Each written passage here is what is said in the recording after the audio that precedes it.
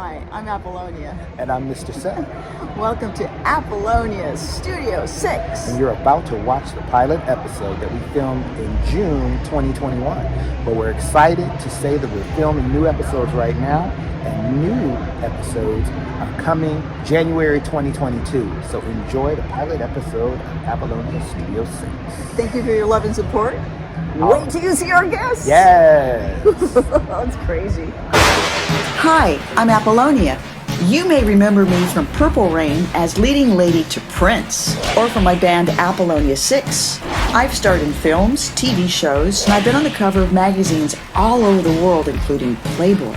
I was also an LA Rams cheerleader. I'm going to take you with me. Welcome to my podcast, Apollonia Studio 6.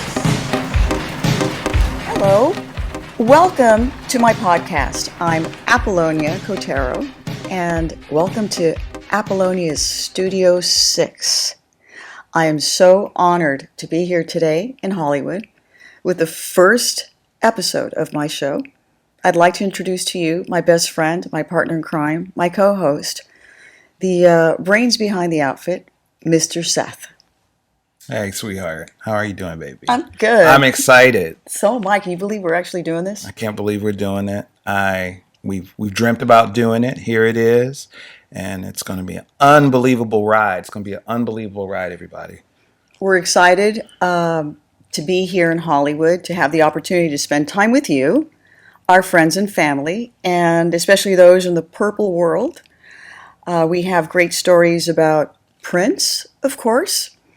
We have great stories about my Purplerain cast, about the film. And the one thing today, I'll let Seth announce what today is. Today, as we're filming, is the 37th anniversary of the release of the Purplerain soundtrack. So this wasn't planned. This is just synergy. And June 25th, 1984. That's right. So as always, we believe in these kind of unbelievable coincidences. Mm-hmm. And thank you, Prince. Thank you, Prince, for giving us this opportunity. An opportunity. We wouldn't be able to do this without you, and we're doing it because of you. And it's just synergy we believe in. We believe we've been manifesting these great projects and ideas, and we're here for you. We would also like to answer questions that you might have. Seth thought about video. Yeah. We are going to give you a email address later on where you can send your video questions, have a chance to be seen on the podcast, asking your question. We want to hear from you. We want to hear from everybody out there in the world. And we're really excited. Yeah, we'll answer your questions as long as... you're not going to ask like my bra size or anything, creepy like that. No, I'm just kidding. You'll get some of those. You might. I'm sure some people are probably wondering why it's me and this beautiful woman doing this. So just a little bit of background. We came together through the beautiful, legendary, I call her the first lady of the Minneapolis Sound, mm-hmm. Jill Jones. Me and Jill have been friends for years, and her and Apollonia, of course, continued a friendship after Purplerain. When we lost Vanity, Denise, so we made a plan to go, and then maybe a day or two later, she called me, and she said, Seth, I think Apollonia wants to go with us. And I had never met Apollonia, even though I had had her posters all over my wall. I had never met Apollonia. So I was excited. I turned 12 again. I was like, Apollonia wants to ride with us? I said, it's a long ride. And she said, yeah. And then maybe 15 minutes later, my phone rang and it was Apollonia. Well, that car ride 5 years ago. Yeah, 5 years ago. Turned into a unbelievable friendship that probably started night one. Mm-hmm. Yep. And I know, you picked me up and we just couldn't stop talking. Jill called. She goes, where are you guys at? You guys are running late. Yeah, Jill was like, where are you? It's like, we're sorry. Time just got away from us. So that's how we met. And then my mother, whose name is Malia Franklin, she was a member of Parliament-Funkadelic, and she was the lead singer for the girl group from Parliament, Parlette. And she was a friend of Prince's. She appeared in Graffiti Bridge with George Clinton's band, the lady with the big blonde hair in the boobs. That's my mom. So there was a connection and there was a synergy. And, it just became this thing. And then once we got together, we were just glued. And then we started talking about ideas and talking about the future and talking about, what does Apollonia want to do and how are we going to do it? And just having fun. And then April 21st happened. And that changed everything. Yes. That was, we went to Denise Matthews Memorial in Oakland. In San Jose. San Jose. We were in Oakland, San Jose, and San Francisco. Yeah, we were everywhere. And that was a really difficult weekend. And it was difficult to see Prince in such despair. So we were there to support him. And you and I spent so much time together. Questlove was there. Yep. Susan Moonsey, Brenda Bennett, Jamie Shoup was Jill. there. Jill Jones. Yep. So it was something, Susan Moonsey's family, sisters. It was remarkable. Prince announced us that we were there in the audience. Yep, posted on his Twitter. Yep. That they were coming. We were with him that night and spent some quality time with him. We were there, like I said, to support him. And we never thought that would be the last time we saw him. No, not at all. I will say one of my proudest moments was that I was the first person to take a picture with Apollonia 6 all together since 1985. That's right. That's right. So that is one of my feather in your hat. Feather in my caps. And I'm going to tell you, when I posted that thing on Instagram, the Instagram blew up because they couldn't believe that they were seeing Apollonia, Susan, and Brenda together. Right. And it was bittersweet because, we lost Vanity. But it was also a reunion of these ladies after many, many years. Yeah, being apart. Yeah, and then the next night we got a chance to see Prince. We had no idea it'd be the last time living, but we got a chance to see him. We got a call. Yep. He knew we were in town. And, of course, so we went to see him perform. And that was really difficult because, we couldn't stop crying. We're all holding hands. He's singing all of our songs, and we were just like, a puddle of tears. And the following day, he had a party for us at a nightclub. And it was wonderful. We went on stage. I was able to introduce little Susan. So she went on stage and did her thing. And Prince went on stage. And we just had a wonderful time. We took photos. Well, we snuck some photos. Yeah. Just kind of walked by and went, he didn't see. Yeah. But we were really careful. We were respectful. We took a couple of shots because we know that he doesn't like to be photographed. Yeah. But like you said, we never thought that would be the last time we saw him because he's supposed to live forever. Yeah. He's that little man, that old man on the album cover of Around the World, sitting there in the corner on the lower right. That's Prince, for some of the fans that already know or don't know. That's what we always thought, that he would live to be forever. Yeah. Old. Yep. And here we are, just being, the gratitude and love that we have for him to enable me to have this platform to be able to speak to you. Yep. And to be able to work through the loss and find some joy. Yeah. The loss has some been joy in it. Horrifying. Yeah, because it just, I think that the world stopped. Mm-hmm. Podcast today, I believe, is a great form of communication. We are now entering a different life worldwide. Cities are opening up. We've just gone through COVID, isolation, and the deaths of so many humans around the world. Yeah. We're all communicating via, FaceTime and Zoom, and I feel for me, a podcast is appropriate for me to be able to communicate with our Purple family and my friends out there. And I feel it's the right time. I've waited, 5 years to start working out of respect to Prince. Right before COVID, I did a small interview talking about Prince, but I wanted to feel comfortable to take the respect and the appropriate time to be able to do this. And before that, I couldn't do it. I was just, severely depressed. Yeah. So Yeah. that's why we're doing it now. Yeah. I think that everybody has wanted to hear your voice. And I think that,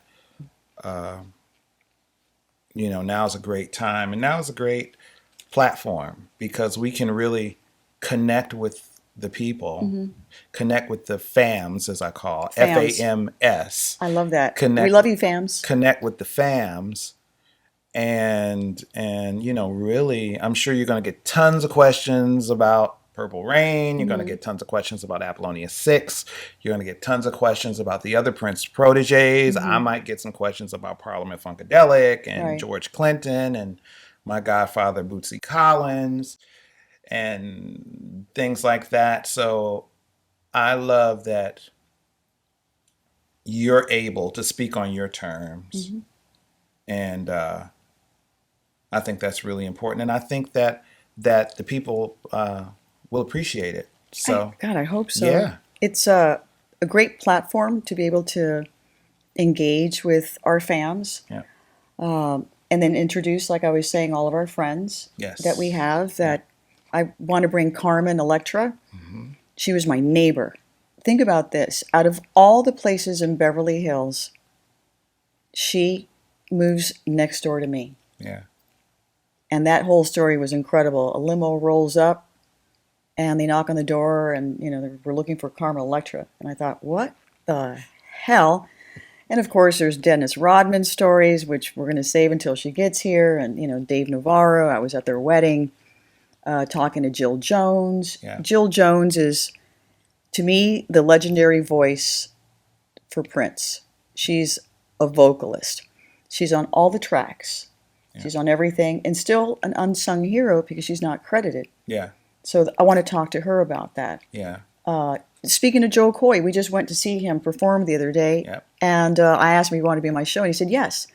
So we bring Joe Coy in here, and it's going to be off the charts. It's going to be crazy. Yeah. I'm excited about this. Yeah, I am too. I mean, the connections that we have with different people, of course, with your career and just what you've done, in movies and music and TV and all those sorts of things. And myself being a child of the industry, I inherited a lot of people through my mother's connections. My mother was very much like Jill Jones, and it's funny because she used to compare herself to Jill. She used to say that she was George's Jill Jones because she sang on everybody's stuff. Right, that's right. She sang on, she did all sorts of deeds for Parliament-Funkadelic that she, was never credited for until now because I just got finished writing the book,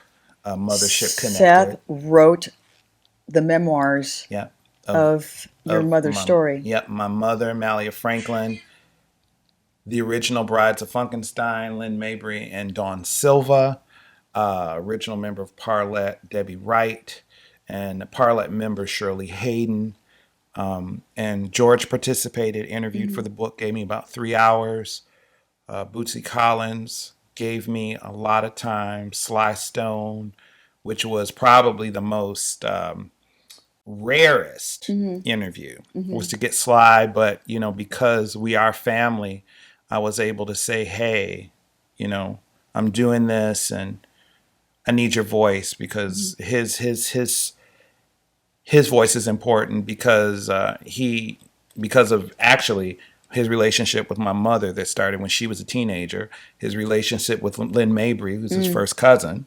Wow. And sang background for him, and Dawn Silva, who sang background for him as well, and just his influence on George Clinton. So Sly was really, really, really important. So, I was able to get all these people, and then the managers and the road managers and the Wow. publicists. That's a lot of work. And the musicians. And I probably interviewed 30 to 40 people, and they all gave their memories and recollections and their truths, their truths. Because the funny thing I learned about this is when you're doing that kind of project and you're talking to all these different people, everybody has a different recollection of the exact same story. Wow. Or everybody has a piece of the puzzle of that story. So, and it's very much like the Parliament-Funkadelic family is very much like the Prince family.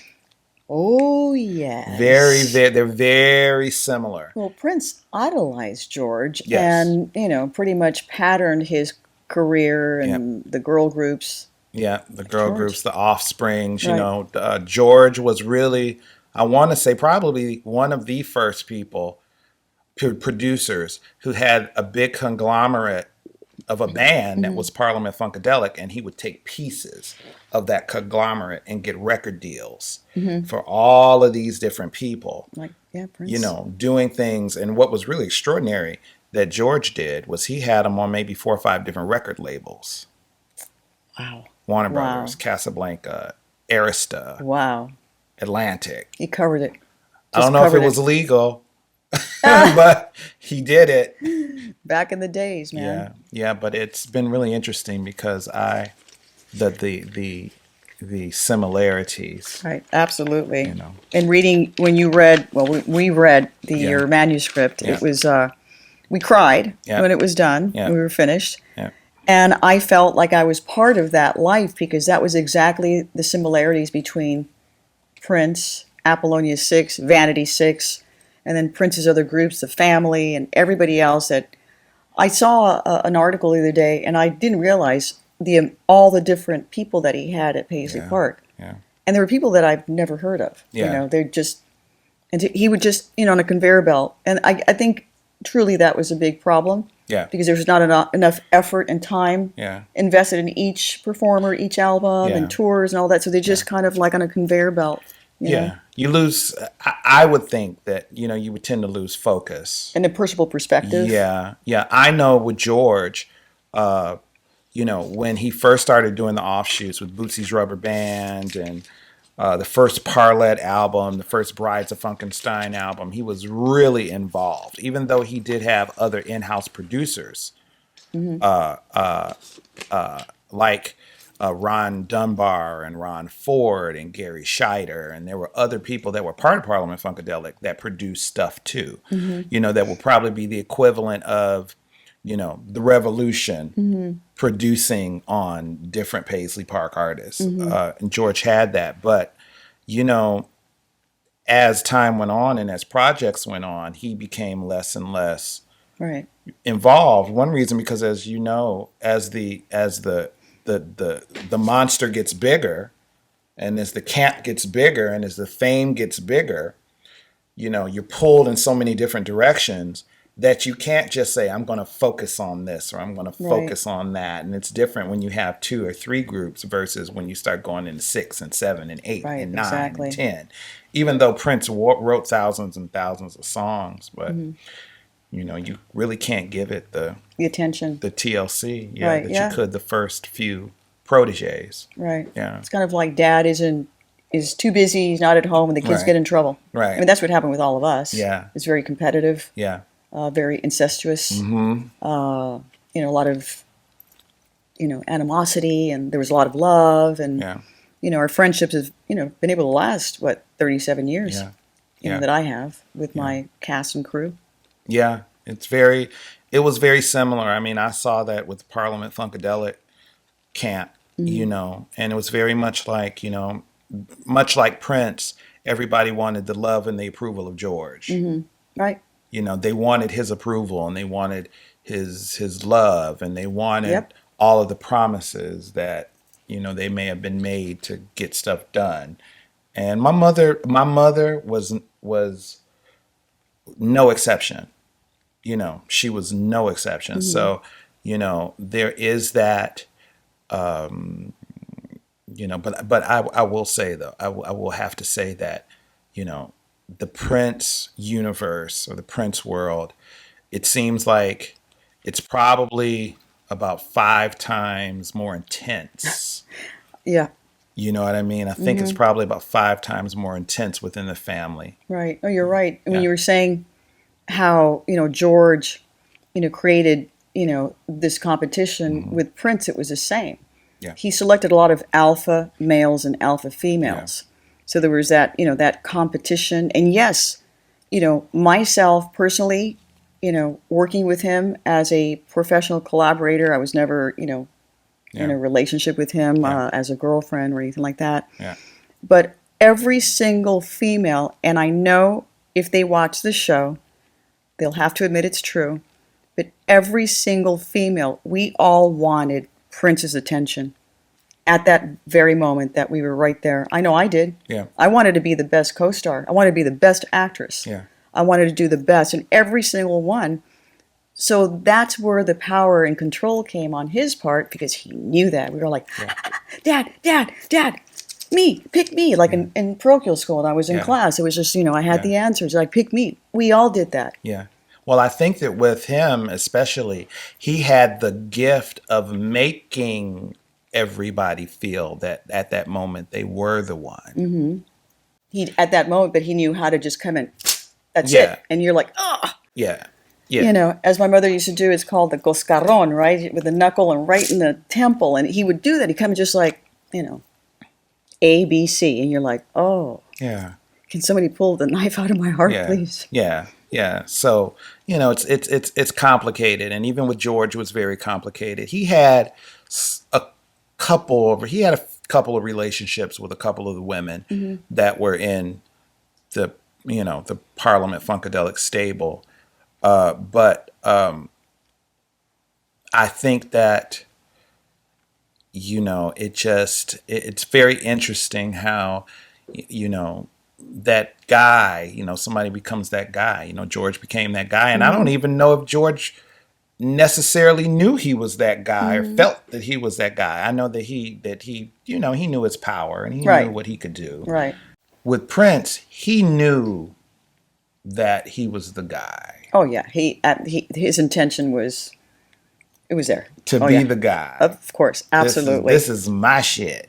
And I'm in control. Right. Not you. Right. Yep. And, so it's funny enough is that I've seen the same dynamics.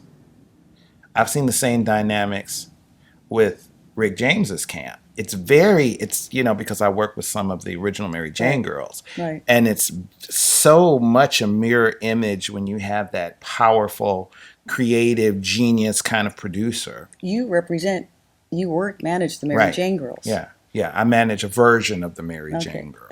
The latest version. Yeah. I manage one version of the Mary Jane girls. But, it's really interesting that, when that person is the guy and he creates these little pieces of him, because really all the proteges are pieces of that person. Yep. Vanity 6, Apollonia 6, The Time, everybody were pieces of his military his personality. We were part of his military. We were little soldiers, all dressed the same. Right. Yeah. And it was same for Parliament-Funkadelic. Parlette was one kind of girl group, a very dominant girl group, overly sexual. And then the Brides of Funkenstein was kind of more of a classy thing. And then, Bootsy was his own thing, but everybody are pieces of these guys. So, it's really interesting how the dynamics mirror each other. Right. When you're in these kind of organizations. And I'm pretty sure it probably was the same with Motown. Right. I'm sure it was probably the same with Motown. Everybody wanted to be Berry Gordy's pick. Mm-hmm. They wanted to be the Diana Ross. And then when Diana was gone, they wanted to be the next Diana Ross. Right. And, so, wow. Yeah, that's the What interviews. a political mess. What a political mess. But there was a lot of great music. Oh, gosh. A lot of great music came out of that mess. Legendary music. Yeah. So. So, while we're on the subject, Uh-oh. why don't you share with the fans, I don't know, let's talk about the very first day of filming for Purple Rain. Oh, okay. The very first day, gee, let me just go into like my, like memory bank here. The very first day that we shot was incredibly cold. It was close to, I believe, late September, early October in Minnesota, Minneapolis, Minnesota. And we go to a location and everything's really just dreary. It was really cloudy and there was slush, sometimes it would rain. We knew it was going to start snowing soon. So Al says, okay, here's our location. And we took photos. And we just took some stills. And Prince, we were by a big tree and he hands me a flower. So we took the photos and then we're ready to shoot. First take. Take number 1. First scene, first day. Our director, Al Magnoli, tells us to get on the motorcycle and then we have to just take off. And we have a small path. And it's slushy, mud and all that. And he gives us the length and it looks kind of short. So Prince has to take off and then stop and just, a ride through.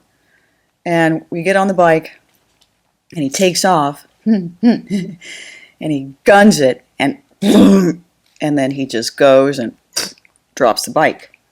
He drops the bike and I'm just like, all you see is like, and the bike was dropped on me. He jumped off it and he was out. And I'm laying there sideways with the pipe burning my pant leg. And I'm like shit! It hurt like mother F, like a mother father. And I got up and I remember I was just like, don't cry, everything's fine, don't worry about it. And I just walked around, I kind of hopped, I go, oh, don't limp, just walk. And we started walking and there was already snow in a certain little area there. As I'm walking, I could hear Al Magnoli just completely freaking out. I look over at Prince and he's way on the other side. He's horrified. He can't even look at me. I see his face is just like, it looked like he wanted to cry. And I was holding back tears. As I'm going through the snow, I'm leaving, I look back and there's blood, drops of blood in the snow. So how did you get from under the bike? I just squeezed out of it, pulled my leg out, and I could feel, I knew the pipe, the exhaust pipe had burnt, a hole through my pants. So I started to limp away and then realized I shouldn't limp because everybody's going to be worried. We have to finish filming today. And as I was limping away on an ice patch, I looked down and there was blood. I was leaving drops of blood. So that's when I saw Al Magnoli's face. And he was red, angry. Prince looked like he was going to, like I said, cry. He was horrified. His face was like... And Al says, that's it. It's a wrap. We're done. We pick up tomorrow. And I was like, what did I do? I felt bad, guilty. I did something, I was 24, insecure. I wanted to be the best leading lady. Yeah. So I was like, no, I'm fine. Everything's okay. And he's, you're bleeding. And the nurse came over and then, we had other duplicate pants that I started using for the following days, but I still have the scar. Yeah. On my ankle. Yep. What outfit you were wearing the black outfit that you wore in the mall scene, the Take Me With You scene, right? With the little skirt jacket. Yep, that was it. So a big hole there and burnt and my flesh on the pipe and Prince, just like dumped it, split. It was his, I'm not defending him, but it was his natural reaction. I'm sure he was nervous. The problem was the distance was too short. Yeah. It was just too short, and you couldn't use, stunt guy because they weren't shooting it from behind. Yeah. They were shooting it from above. So he lost, it was slushy and muddy and it was horrible. Yeah. And we all just went back to our hotel rooms and I didn't hear from Prince or anything, and that was it. We were all like quiet in our van and trailers and just like. Wow. That was it. Yep. First day. It was horrifying. Scary. But then. Look what happened. Yeah. We're at the Oscars. Yeah. Well, nothing great comes easy. That's true. That's So, very true. yeah, nothing great comes easy. So I would expect nothing less than you to get trapped under a motorcycle and have your leg burnt. My leg burnt. But imagine, though, being the director Yeah. or a producer. I mean, now that you and I are, producing and, you've directed and I've directed, that's frightening. It is. You're like, oh my gosh, you have your bonding insurance company, Yeah. your female, lead actress is burnt up, and and everybody's traumatized. yeah, and you feel all the responsibility. Yeah. I know when I directed I Love Myself for Chaka Khan a few years back, it's really interesting because I had done videos before that for R&B artists like Mickey Howard and Vesta Williams and things like that. But I was always by myself. I was MacGyver in it. It was just me and a camera and some lights, and we're going to make it work. You always do that. Is MacGyver is like, Seth could make a full-fledged video with a crouton and a toothpick. Literally. That's it.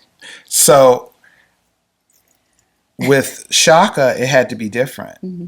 And the thing with her, Chaka is like my second mother. She calls me, she says, I'm your spiritual mama. Right. I know. Her and my mother and her sister, Taka, were all friends in the 70s. Chaka's sister is Taka? Yeah. Chaka Taka? It's Chaka Khan, Taka Boom. Wow. And she has another sister as well. But Chaka and Taka were both... Chaka Taka. Yeah. Taka was the original... Taka was in a group called Undisputed Truth. Yes, of course.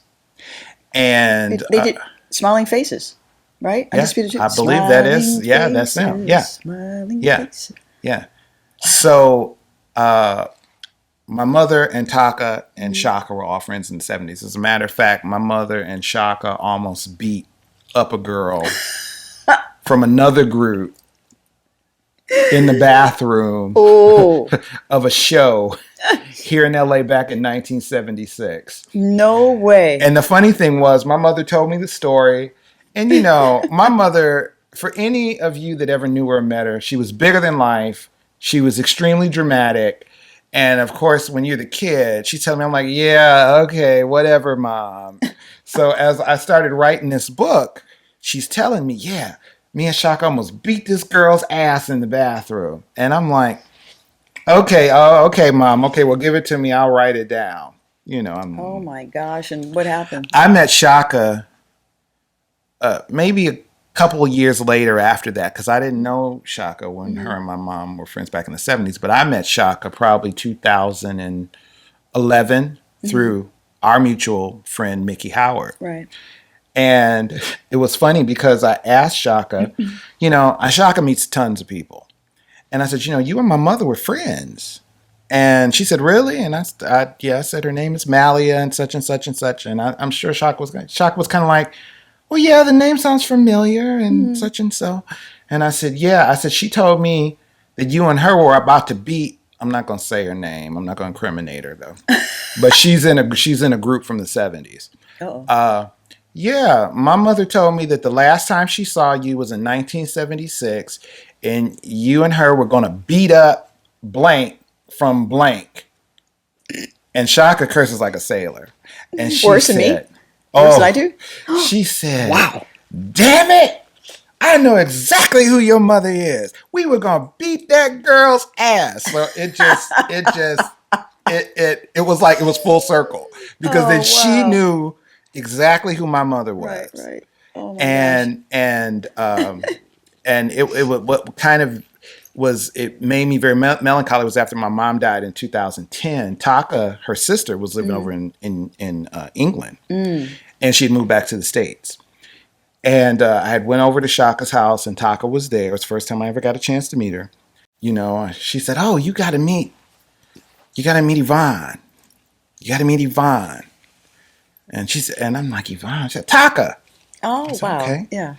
So we go down, and she introduces me to her, and she's like, "Hey, I'm Taka."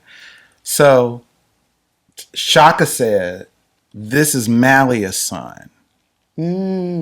And Taka collapsed in my arms and just started to bawl. And then I started to bawl. So we're all bawling. Oh man. You know, but it was beautiful. And I mean, it just, Chaka looked at me and she said, "You're family." And that's what it's been ever since. So when she wanted me to direct this video on her, I had never like directed a real music video before. And I said, Chaka was releasing the record independently. I think it might have been the only one she ever released independently. And she said, "I want you to do the video." I had done some still shots of her that she loved, that she was using a lot. And she said, "I want you to do the video." And I said, "Okay." That's so exciting, though. Yeah. But I said, "Well, what do you want me to do?" She said, "Just come up with something. I trust you. This is Chaka Khan. Yeah. I trust you." Oh my gosh. And so I kind of came up with the treatment. She told me the parameters of what we had to work with. And I came up with the treatment, but I had to get a crew because I knew I couldn't MacGyver this. Right, yeah, of course. So I would like to have seen you try. I kind of post MacGyvered it. Right. But I met an unbelievable producer, a couple of unbelievable producers. And I said, "This is what we're going to do. We're going to shoot it in our house." And they got my whole crew together. I had a 15-person crew to her house. I built the set again. Oh my God. I rented the same kind of camera that they filmed it with, which was this expensive ass Canon. And we shot her close-ups. Wow. So, you know, it's my little Chaka story. But, You're a badass. well, you know, thank you. I appreciate that. All the work that you've done. But I can't, it's beautiful to be able to, now with some of the great things that we're doing with some of the great people we're doing them with. I'm Are just you really kidding? excited. It's going to be beautiful. Now, you came up with the idea that you were saying, like, you know, bringing my friends in and the lives that I've had in my career. Yes. Of course, Apollonia from Purple Rain will probably be on your tombstone. Yes. Here lies sex shooter.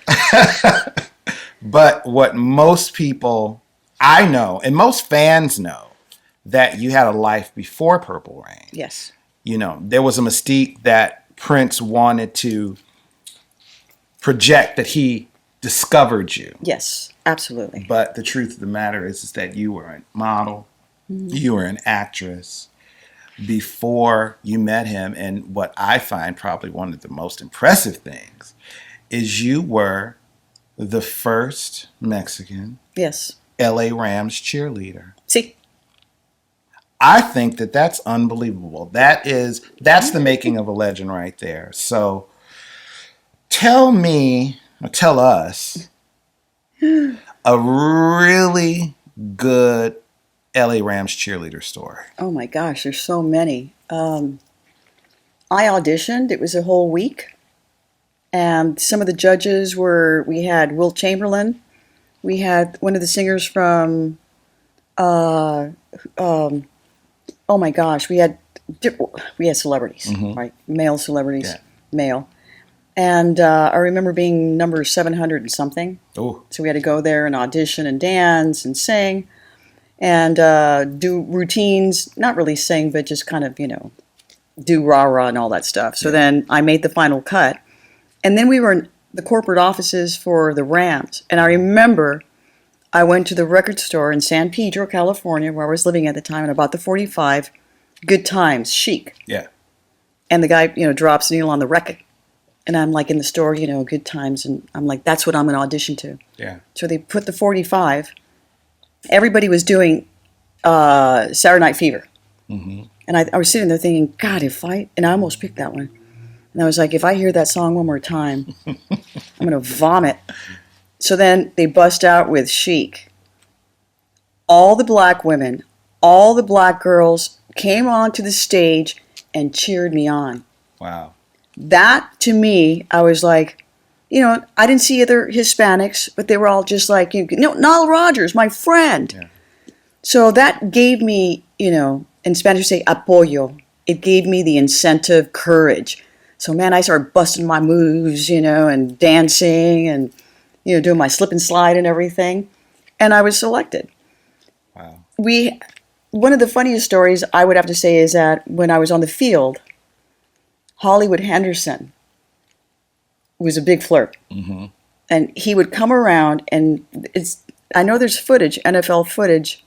He would come and dance next to me, and he was flirting, and he gave me his phone number and everything. So that was, and he was handsome.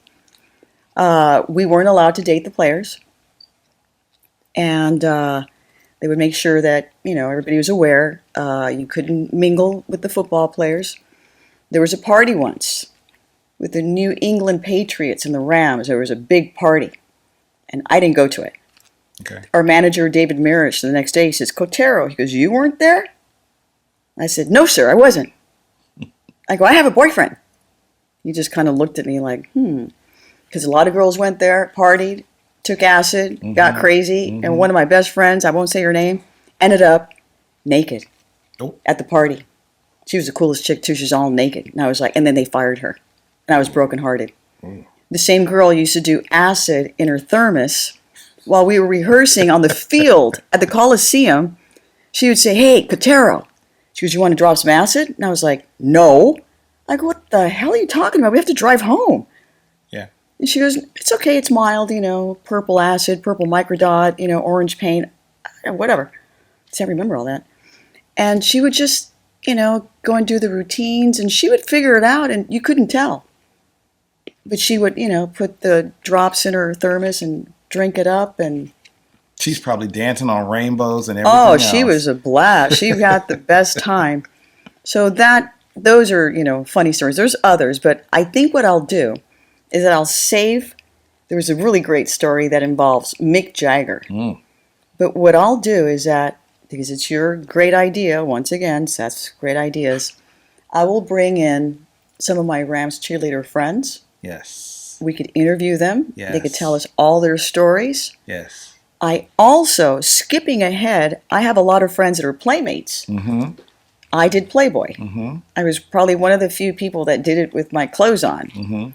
I think I remember flipping the page, and there was my photo, and there was another photo, and I would close, and I was like, oh, her boobs are in my face. Her boobs are in my face. And I'm wearing, a bikini. But it would be great to talk about Hef. Yeah. My friendship with Hef, Yeah. Marilyn Grabowski, all the great people at the mansion, talk about misogyny, Yeah. talk about the nude layouts, talk about, the magazine today as opposed to the magazine back in the 80s or the magazine in the 60s. Yeah.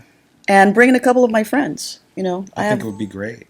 I would love that. I also used to bring in playmates, models from Hollywood to meet Marilyn, and if they were selected as a playmate, I would get a finder's fee.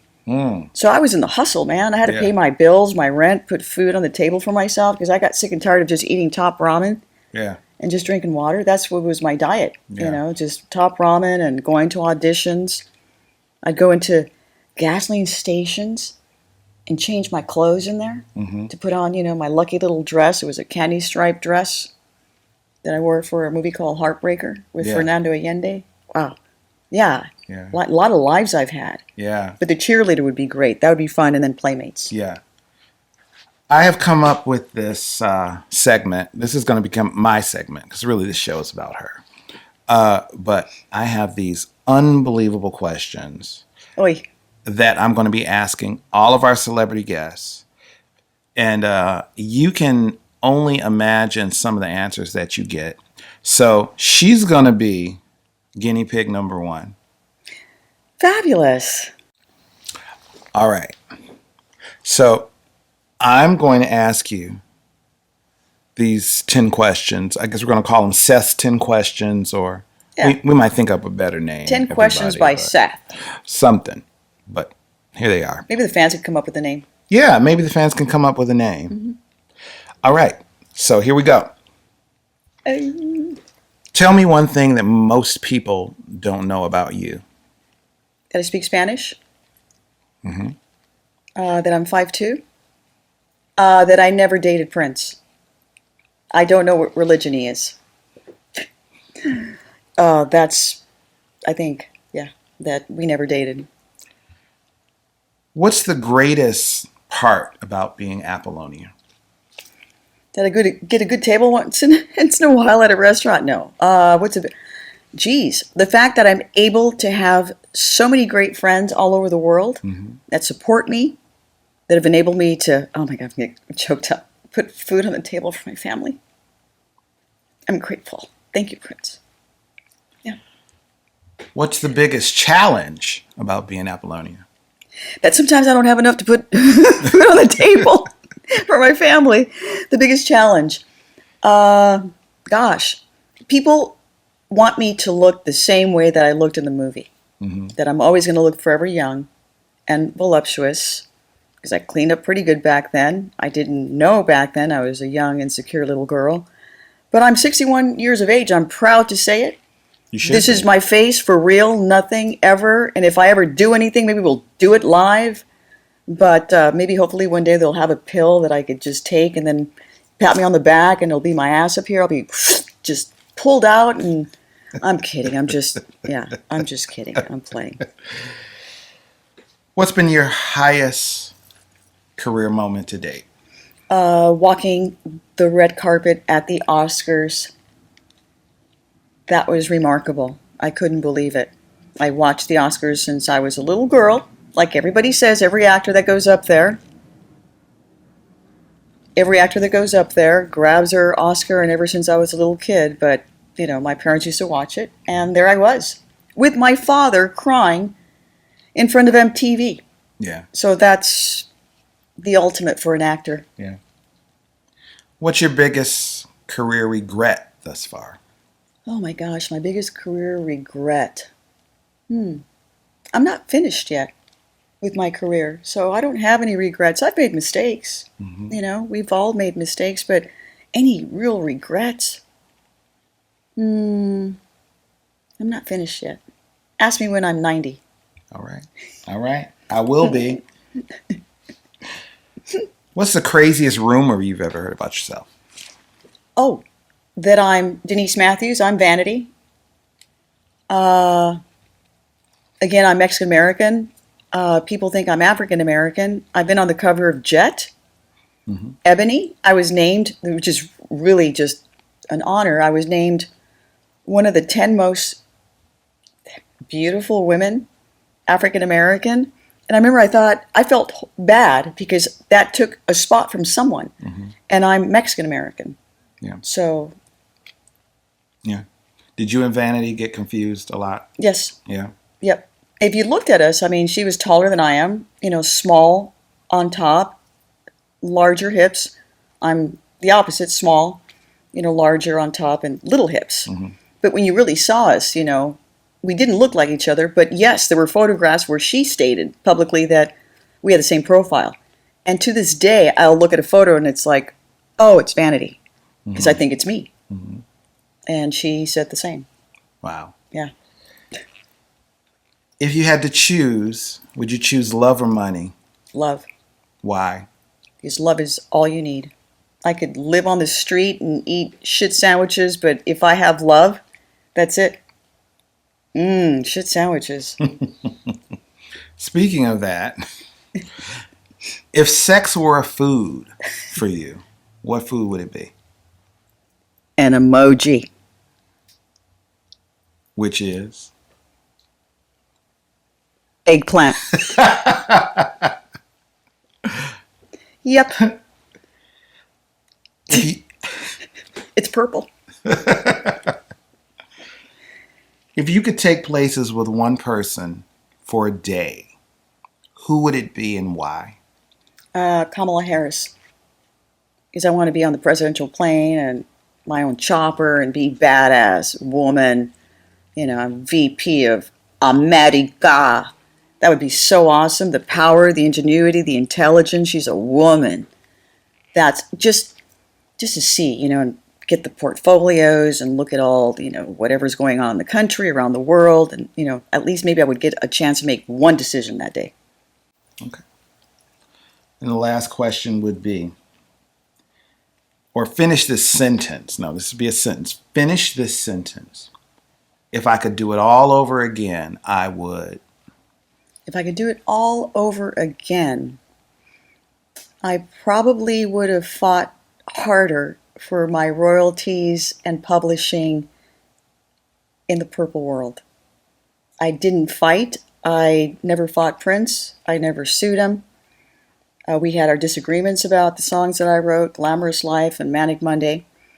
I would have fought harder. My lawyers were angry with me. But I always knew that he would do the right thing. I'd probably go back and just sit down with him and just like, let's take care of this business first. Yeah, fight it out a little more. But I was young again and naive. And I always say, I told my lawyers, I said, look, he's Goliath, I'm David, and this isn't the Bible. Yeah, I say the F word. This isn't the fucking Bible. And I wasn't about to start, trying to sue and fight. That's just not me. I don't sue anybody. So. All right. Great. Wow. Those are Seth's 10 questions. Those were tough. Those were 10? Yeah, that's 10. Really? That's 10. Wow. So if you come on the show, I'm going to hit you with them. So our guests will have to answer those questions. Yeah. Yeah. But I already got the eggplant answer, so you can't pinch that one.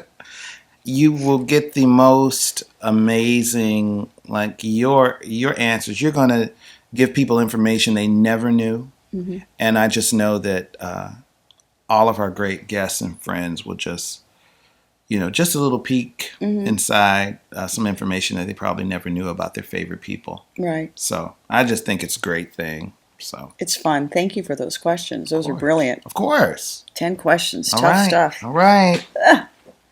First off, we want to thank you for taking your time and watching our little podcast. Thank you so much. We really appreciate it. We're hoping that you will follow us and support us.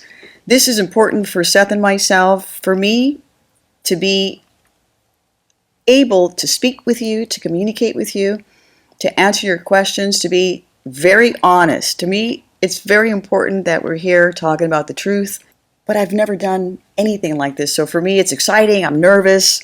So I need your support. It'll be fun. It'll be funny. I'd like to talk to all of my friends. And you had an idea for the fans, the fams, about a video. Yeah. We're going to give you an email address. Email your video questions, and we are going to choose something we're going to actually show on the podcast.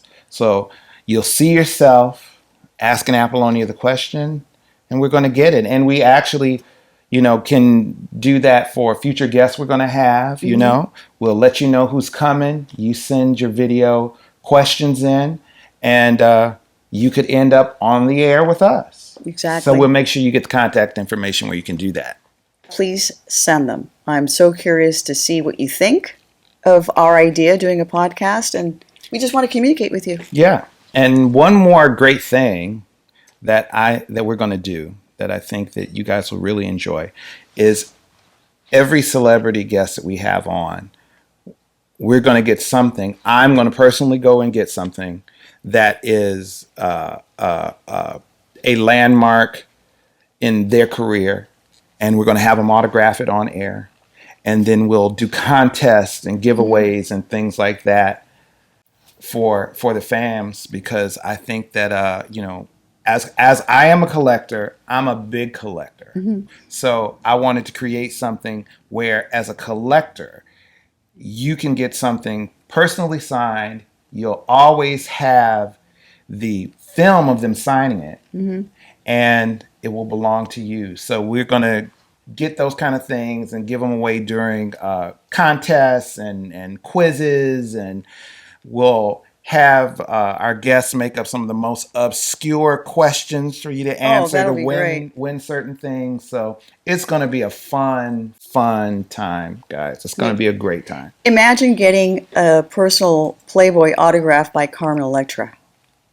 That would be dope. It's going to happen. I'm also very excited to take the show, Apollonia Studio 6, on location. We'll start here in LA, in some of the areas where we shot Purple Rain.